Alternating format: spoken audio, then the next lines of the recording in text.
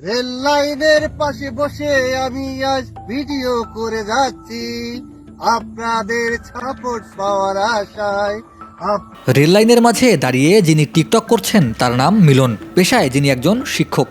রংপুর নগরীর সাতমাথা মাইগঞ্জ এলাকায় আফানুল্লাহ উচ্চ বিদ্যালয়ে কৃষি শিক্ষা বিষয়ে পাঠদান করাতেন তিনি। সম্প্রতি তার বিরুদ্ধে দশম শ্রেণীর এক তরুণীকে ধর্ষণের চেষ্টা ও অর্থের মাধ্যমে ঘটনা ধামাচাপা দেওয়ার অভিযোগ উঠেছে। ঘটনাকে কেন্দ্র করে এলাকায় বিরাজ করছে তুমুল উত্তেজনা। অভিযুক্ত শিক্ষক মিলন স্কুলের অনুষ্ঠানের কথা বলে মেয়েটিকে ফোন করে। পরে মেয়েটি স্কুলের পাশে আসতেই পথ আটক করে সাতমাথা নামক স্থান থেকে তার বাইকে অনুষ্ঠানে নিয়ে যাওয়ার কথা বলে সেই স্থান ত্যাগ করে। কিছু দূর যাওয়ার পর পূর্ব পরিকল্পনা অনুযায়ী একটি বাসায় নিয়ে গিয়ে ধর্ষণের চেষ্টা করে। বিষয়টি দেশ নিউজের কানে আসলে আমরা মূল ঘটনা জানতে পৌঁছে যাই আফানুল্লাহ স্কুলে। প্রধান শিক্ষক উপস্থিত না থাকায় দায়িত্বরত সিনিয়র শিক্ষকের কাছে পুরো ঘটনা জানতে চাইলে প্রথমে তিনি নানা অজুহাত দেখিয়ে এড়িয়ে যায়। পরে কৌশল অবলম্বন করার পর তথ্য দিতে রাজি হলে আমরা জানতে পারি যা রটেছে তার পুরোটাই সত্য। যে একটা অনুষ্ঠান আছে, অন্য মেয়েরা চলে গেছে, আমি তোমাকে নিয়ে যাব। কয়েকবার ফোন দিছে, এটা মেয়েটার উক্তি আর কি। পরবর্তীতে ফোন দেওয়ার পরে বললো, মেয়েটার মা বললো ঠিক আছে, স্যার যেহেতু ফোন দিয়েছে তুমি যাও। যথানিয়মে মেয়েটা সাতমাথায় আসলো। আসার পরে তখন ওই মিলন স্যার মোটরসাইকেল নিয়ে দাঁড়িয়েছিল। ওকে দেখার পরে মোটরসাইকেলে তুলিয়ে নিল। মেয়ে জিজ্ঞাসা করলো, স্যার ওরা কোথায়? কয় তোমার দেরি হয়েছে বিদায়, ওরা চলে গেছে, তুমি মোটরসাইকেলে ওঠো, আমি তোমাকে পৌঁছে দিচ্ছি।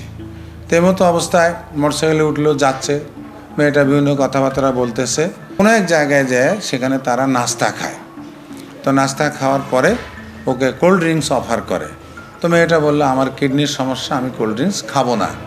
তো যাই হোক, যে ও ধস্তাধস্তি করে হোক যে হোক, ও কিছুটা মনে হয় খাইছে বা খাওয়াইছে। খাওয়ানোর পর এক ঢোক যতটুকু খাইছে, খাওয়ার পরে মেয়ের মাথা ঝিমঝিম শুরু করলো। ঝিমঝিম করার পরে তাদের মনে হয় কোনো পূর্ব পরিকল্পিত কোনো বাসা বা রুম, বললো যে তার বোনের বাড়ি, অর্থাৎ আমাদের মিলন স্যারের বোনের বাড়ির কথা বলে নিয়ে গেছে। যাওয়ার পরে বোনের বাড়িতে গেছে, সেখানে একটা মহিলা ছিলেন। থাকার পরে ওই মহিলা ওদেরকে ঘরে ঢুকাই দিলেন, মিলন স্যার এবং আমাদের ছাত্রী। ঢুকাই দেওয়ার পরে বাইর দিয়ে গেট লাগাই দিলেন। তো উনি খুব চিল্লাপাল্লা শুরু করে দেওয়ার পরে পরিস্থিতি বেসামাল থেকে মহিলাটা বাইরের গেটটা খুলে দেয়।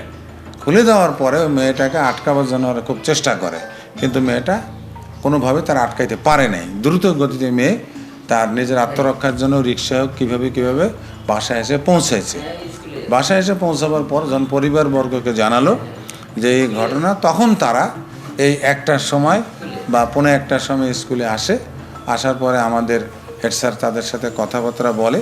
উনি কোনো দিন এই প্রতিষ্ঠানে ঢুকতে পারবে না, কারণ ইনি ঢুকলে অন্য মেয়েরা ক্লাসে করবে না। আপনি কি মনে করেন যে এটা এখনো বসে আছে? গোটা বাংলাদেশ ছড়ায় গেছে। আর কোনো ভদ্রলোকের মেয়ে আপনাকে এখানে পড়তে পাঠাবে? ওই শিক্ষক কোনো দিন এখানে চান্স পাবে না। পুরো ঘটনাটি প্রকাশ্যে এলে অভিযুক্ত শিক্ষক বিষয়টি ধামাচাপা দিতে প্রায় 2 লক্ষ টাকা দেওয়ার চেষ্টা করেন। তবে বিষয়টি জানাজানি হলে এলাকায় ক্ষোভ ছড়িয়ে পড়ে। অনেকেই অভিযুক্ত শিক্ষকের দৃষ্টান্তমূলক শাস্তির দাবি জানান। যে মিলন সাহেব যে ঘটনাটা ঘটাইছে এটা সত্য কথা, এবং আমি মনে করি, জানার পরে আমি মনে করি যে এই মাস্টারের শাস্তি হোক এবং জীবনে যান এই স্কুলে না ঢুকতে পারে, সেটাও আমি আশা করি। এবং এই স্কুলের যাতে দুর্নাম থেকে কাটিয়ে উঠতে পারে, সেই আমি আশাবাদী। এটা তো আমরা শাস্তি অবশ্যই চাই, কারণ যেই মেয়েটাকে রেপ করছে হয়তো আমাদের বোনও হতে পারে, ভাতিজিও হতে পারে। এটার তো শাস্তি আমাদের, মানে আমরা এই শাস্তিটা চাই আর কি। এটা তো ঠিক না। উনি তো একজন সরকার থেকে তো ওনাকে নির্ধারণ করা হয়েছে, তাই না? এটা তো সরকারেরই এটার একটা দায়িত্ব নেওয়া দরকার যে ওনার কীরকম শাস্তি হবে সেটা উনিই দিবে, এইটাই আর কি। স্যার এরকম একটা কাজ করলো এবং তার যে মেয়েটার সাথে এরকম হয়েছে তার মা তো বিশ্বাস করেই তো পাঠিয়েছিল যে শিক্ষক গুরুজন তাকে ভালো শিক্ষিত করবে, একজন ভালো পড়াশোনা করাবে, সে ভবিষ্যতে ভালো কিছু করবে। কিন্তু স্যার এমন কাজটা করলো, সেটা কখনোই আমরা আশাপূর্ণ ছিলাম না। এবং দাবি হচ্ছে স্যার আমাদের একটা কঠিন একটা শাস্তি দিতে হবে, যে এই শাস্তির জন্য অন্য স্কুল টিচাররা যাতে বুঝতে পারে, মানে এরকম যাতে করা যাবে না সেইটাও যেন বুঝতে পারে। এদের হচ্ছে স্কুলের এখানে রিপুটেশনটা নষ্ট হচ্ছে টিচারদের জন্য। আমাদের একটা হচ্ছে ঐতিহ্যবাহী আফানুল্লাহ স্কুল, এখানে এদের কারণে তো আমাদের স্কুলের রিপুটেশনটা আস্তে আস্তে নষ্ট হয়ে যাচ্ছে। আর হচ্ছে আমাদের মারা বোনদের পাঠায় হচ্ছে স্কুলে শিক্ষার জন্য, সুশিক্ষার জন্য। এখানে যদি এগুলান হয় তাহলে তো হবে না এরকম। যে কাজটা করছে দেখা যাবে যে পরবর্তী সময়ে রেপুটেশন খারাপ হবে, দেখা যাবে যে কেউ ভর্তি করা যাবে না, যে এখান থেকে স্যাররা যদি এরকম করে তাহলে আমাদের মেয়ে আমাদের ভাস্তি কীভাবে এখানে দিয়ে পড়াশোনা করাবো। আমি শুনেছি যে 2 লক্ষ টাকার বিনিময়ে এটা মীমাংসার একটা ব্যাপার হয়েছে।